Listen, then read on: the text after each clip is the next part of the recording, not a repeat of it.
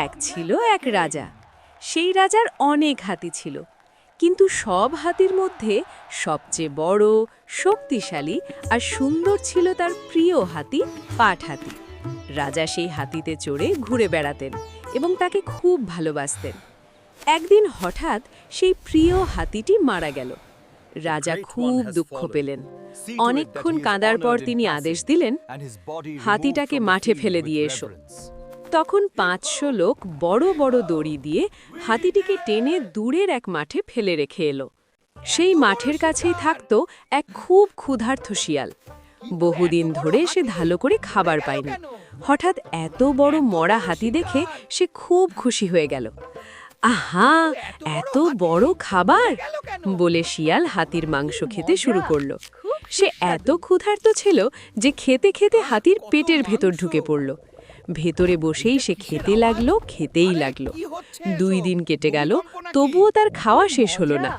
এদিকে রোদের তাপে হাতির চামড়া শুকিয়ে গেল, পেটের ছোট গর্তটাও আরও ছোট হয়ে গেল, আর শিয়াল এত খেয়ে মোটা হয়ে গেছে। এখন সে বের হতে গিয়ে দেখল, আরে, আমি তো বের হতে পারছি না।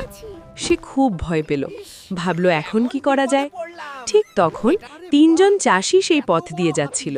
শিয়ালের মাথায় তখন এক বুদ্ধি এলো।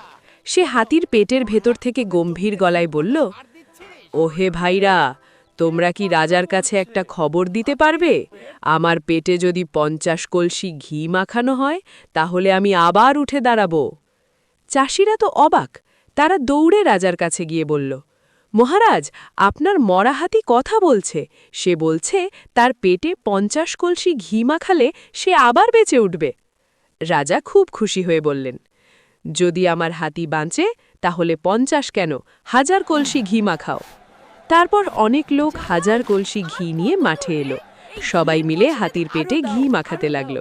7 দিন ধরে শুধু শোনা গেল, আনো ঘি, ঢালো ঘি। 7 দিন পরে হাতির চামড়া নরম হয়ে গেল, আর গর্তটাও বড় হয়ে গেল। শিয়াল বুঝল এখন সে সহজেই বের হতে পারবে। তখন সে আবার বলল, ওহে ভাইরা, এবার আমি উঠব। তোমরা একটি দূরে সরে দাঁড়াও, না হলে আমি পড়ে গেলে তোমাদের ওপর পড়ে যেতে পারি। এই কথা শুনে সবাই ভয় পেয়ে দৌড় দিল, কেউ আর পিছনে তাকালো না। এই সুযোগে শিয়াল তাড়াতাড়ি হাতির পেট থেকে বের হয়ে বলল, বাঁচলাম। তারপর সে দৌড়ে জঙ্গলের দিকে পালিয়ে গেল। শিক্ষা, বুদ্ধি থাকলে বড় বিপদ থেকেও বাঁচা যায়।